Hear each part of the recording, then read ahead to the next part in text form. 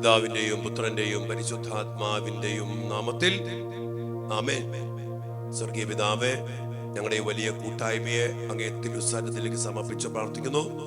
ഈ പ്രഭാതത്തില്, ഈ ദിവസം മുഴുവനും മക്കൾക്ക് വേണ്ടി പ്രത്യേകം പ്രാർത്ഥിക്കുവാൻ അനേക ആയിരങ്ങളെ കൂട്ടിച്ചേർത്തുകൊണ്ട് ഞങ്ങളുടെ കൂട്ടായ്മയെ ബലപ്പെടുത്തി അനുഗ്രഹിച്ച് വളർത്തുന്നതിനെ ഓർത്ത് ഞങ്ങൾ അങ്ങേക്ക് നന്ദി പറയുന്നു.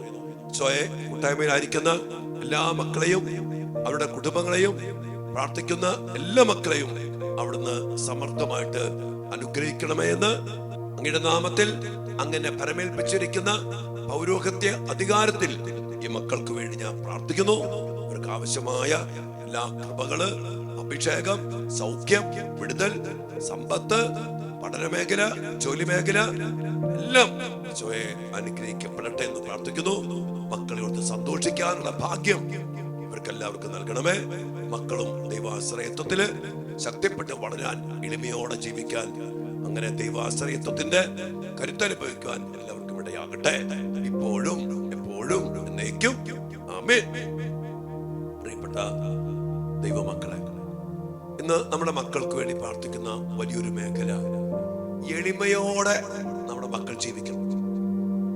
ദൈവത്തിന്റെ ദാനമാണ് ജീവിതം. ദൈവം തന്നതാണ് എല്ലാ കാര്യങ്ങളും. അതുകൊണ്ട് അതിനെ ഓർത്ത് നന്ദി പറയുകയും എളിമപ്പെട്ട് ജീവിക്കണം. അനേക മക്കള് അഹങ്കാരം ഭയങ്കരമാണ്. സൗന്ദര്യത്തെ ഓർത്ത്, കഴിവിനെ ഓർത്ത്, അല്ലെങ്കിൽ എന്റെ എന്ന ഒരു പിടുത്തത്തില് അഹങ്കരിക്കുന്നു. ഞാൻ ചെയ്യും, എനിക്കറിയാം, എന്റെ ഇഷ്ടമാണ്. ഇന്ന് ഏത് മക്കളോട് പറഞ്ഞാലും എനിക്കറിയാം, ഒരു വാക്ക് ഭയങ്കര ഡേഞ്ചറസ് ആണ്. ലൗകികാത്, അല്ലെങ്കിൽ തെറ്റായ സ്നേഹബന്ധം, ഡ്രഗ്, മൊബൈല്, കൂട്ടുകെട്ട്, ഇതിനെ കുറിച്ചൊക്കെ മക്കളെ ഇങ്ങനെയല്ല നശിക്കത്തല്ലേ ഉള്ളൂ മക്കളെ. ഇങ്ങനെയൊക്കെ പറയുമ്പോ നമ്മുടെ മക്കൾ എല്ലാവരും തന്നെ പറയുന്ന കാര്യമാണ്. എനിക്കറിയാം. ഇന്ന് മാതാപിതാക്കൾ പറഞ്ഞാലും, എത്ര പ്രായമുള്ളവർ പറഞ്ഞാലും, എത്ര അനുഭവ സമ്പത്തുള്ള നമ്മളൊക്കെ 10-29 വർഷം പൗരോഹിത്യത്തില് ഈ മേഖല ജീവിച്ച ഒത്തിരി അനുഭവം. കഴിഞ്ഞ ദിവസം ഒരു പെൺകുട്ടിയോട് പറഞ്ഞു, നമ്മളിങ്ങനെ അപ്പനെ വിട്ട്, അമ്മേനെ വിട്ട്, സഭ വിട്ട്, ഉദാശ വിട്ട്, സ്നേഹത്തിൽ പെട്ട് ജീവിക്കാൻ പോവാ. അവളോട് ഞാൻ പറഞ്ഞു കാര്യങ്ങൾ. അവൾ പറയാ, എനിക്കറിയാം, സ്നേഹിക്കുന്ന അവിടുത്തെ അമ്മനല്ലേ ഒരുമിക്കേണ്ടത്. അപ്പനും അമ്മയ്ക്ക് എന്ത് റോളുള്ള എനിക്കറിയാം. ഞാൻ അറിഞ്ഞുകൊണ്ട് തന്നെയാണ് സ്നേഹിക്കുന്നത്. എന്റെ മക്കളെ കൊച്ചിന് എന്തറിയാം?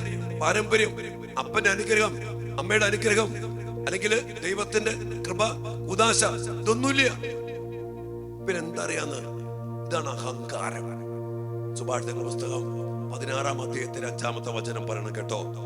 അഹങ്കരിക്കുന്നവനോട് കർത്താവിന് വെറുപ്പാണ്, അവർക്ക് ശിക്ഷ കിട്ടാതിരിക്കുകയില്ല.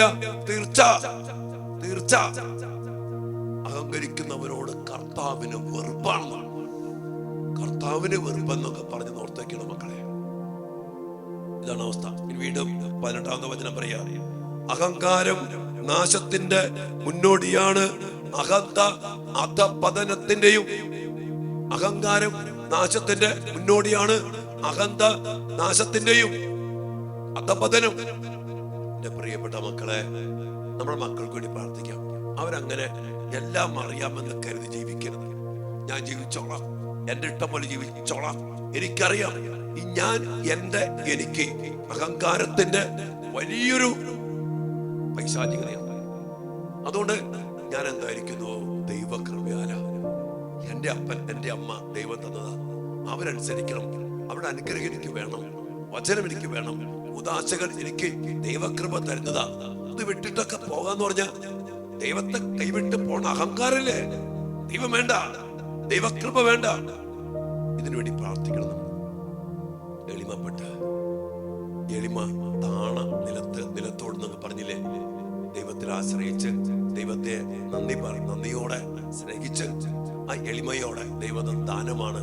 പൗലോസ് പറഞ്ഞുണ്ടല്ലോ, 1 കൊരിന്ത്യർ 4:7, അല്ലയോ മനുഷ്യ, ദാനമല്ലാത്തതായിട്ട് എന്തുണ്ട് നിന്റെ ജീവിതത്തില്?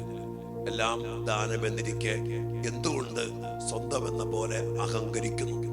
ഈ തിരിച്ചറിവൊക്കെ മക്കൾക്ക് ലഭിക്കാനും, എളിമയോടെ മക്കൾ ജീവിക്കാനും എനിക്കറിയാം എന്നുള്ള ഭാവം വിട്ടിട്ട് എന്റെ ദൈവം പറയണം, ഞാൻ കേൾക്കണം. മാതാപിതാക്കളെ അനുസരിക്കണം, ബഹുമാനിക്കണം, അവരുടെ അനുഗ്രഹം വേണം. അതിനുള്ളൊരു കൃപയ്ക്ക് വേണ്ടി പ്രാർത്ഥിക്കും. പിന്നെ ചിലക്ക് സൗന്ദര്യം, ഡ്രസ്സൊക്കെ ധരിച്ച് പോകണം, എന്റെ ശരീരം എനിക്ക് ഇഷ്ടം പോലെ ചെയ്യും, അഹങ്കാരമുള്ളത്. ശരീരം ദൈവത്തിന്റെ ആലയമാണ്, ആ പരിശുദ്ധി. അങ്ങനെ എല്ലാ തരത്തിലും അഹങ്കാരത്തിന്റെ പൈശാചികത, നാശം, കണ്ടില്ലേ, തകർച്ച, അല്ലെങ്കിൽ കർത്താവിന് വെറുപ്പാണ്, ശിക്ഷ കിട്ടാതിരിക്കത്തില്ല, തീർച്ചയാണ്. അതുകൊണ്ട് ഈ ഒരു അവസ്ഥയ്ക്ക് നമ്മുടെ മക്കൾ വന്ന് പെടാതിരിക്കാൻ, അഹങ്കാരം വിട്ട് എളിമയോട് ജീവിക്കാൻ കൃപയ്ക്ക് വേണ്ടി, അഭിഷേകത്തിന് വേണ്ടി, ദൈവിക ജ്ഞാനത്തിന് വേണ്ടി മക്കൾക്കായി പ്രാർത്ഥിക്കാം. ദൈവം നമ്മുടെ മക്കളെ അനുഗ്രഹിക്കട്ടെ, വളർത്തട്ടെ, നശിക്കാതെ തകർന്നു പോകാതെ ജീവിക്കട്ടെ, വളരട്ടെ, ഫലം പുറപ്പെടുവിക്കട്ടെ. ആമേൻ.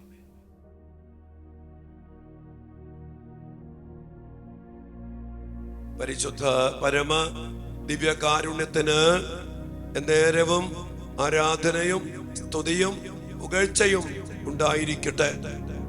ദിവ്യകാരുണ്യീശോയെ, ഞങ്ങളുടെ മക്കളെ അനുഗ്രഹിക്കണമേ, ഞങ്ങളുടെ കുടുംബങ്ങളെ അനുഗ്രഹിക്കണമേ.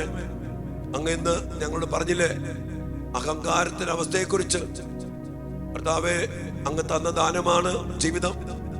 അഹങ്കരിക്കാൻ ഞങ്ങൾക്കൊന്നുമില്ല. ഈ ഒരു തിരിച്ചറിവ് ഞങ്ങൾക്കും ഞങ്ങളുടെ മക്കൾക്ക് നൽകി അനുഗ്രഹിക്കണമേ.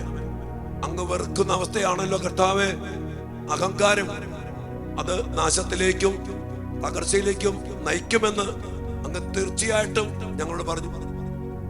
ഈശോയെ, നാശത്തിന്റെ മുന്നോടിയാണ് അഹങ്കാരം.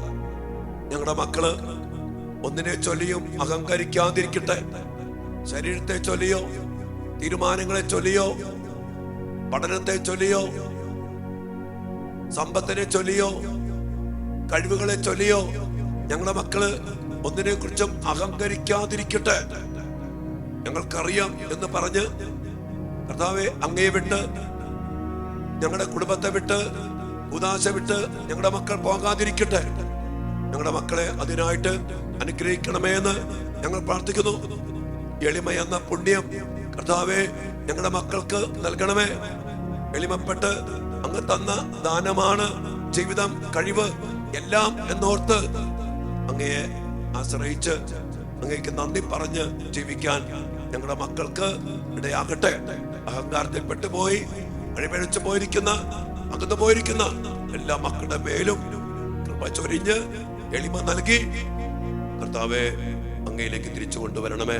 ഞങ്ങളുടെ കുടുംബത്തിലേക്ക്, ഉദാശകളിലേക്ക്, സ്നേഹത്തിലേക്ക്, അനുസരണത്തിലേക്ക്, ശുദ്ധിയിലേക്ക് ഞങ്ങളുടെ മക്കളെ അങ്ങ് തന്നെ കൊണ്ടുവരണം. നമ്മുടെ മക്കൾക്ക് വേണ്ട എല്ലാ നിയോഗങ്ങൾക്കും വേണ്ടി ഈ മേഖലയെ പ്രാർത്ഥിച്ച് അഹങ്കാരം നശിപ്പിച്ച മക്കള് ദൈവത്തെ പോലും മറന്ന് പോകാനിടയായി, സന്നദ്ധ കാണിക്കാനിടയായി അങ്ങനെ നശിച്ചു പോയ മക്കള്, നമ്മുടെ ഇനി ഒരു മകനും മകളും അങ്ങനെ നശിച്ചു പോകാൻ പാടില്ല. അതിനുവേണ്ടി എല്ലാം പ്രാർത്ഥിച്ചുകൊണ്ട് കർത്താവിന്റെ ആശീർവാദത്തിനും അനുഗ്രഹത്തിനും വേണ്ടി മക്കൾക്ക് വേണ്ടി പ്രാർത്ഥിച്ചുകൊണ്ട് ആശീർവാദത്തിനായിട്ട് പ്രാർത്ഥിച്ച മക്കളെ,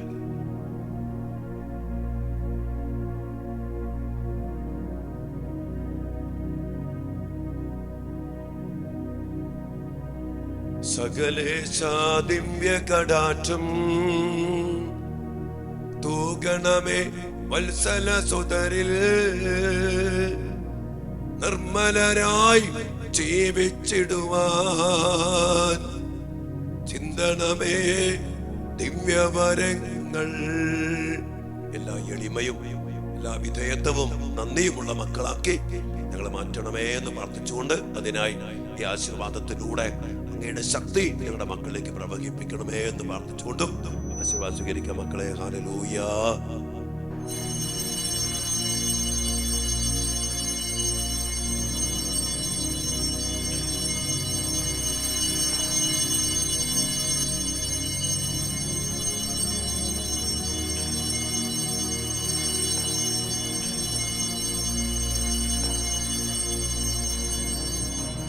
പരിശുദ്ധ പരമ ദിവ്യകാരുണ്യ ഈശോയ്ക്ക് നേരവും ആരാധനയും സ്തുതിയും പുകഴ്ചയും ഉണ്ടായിരിക്കട്ടെ.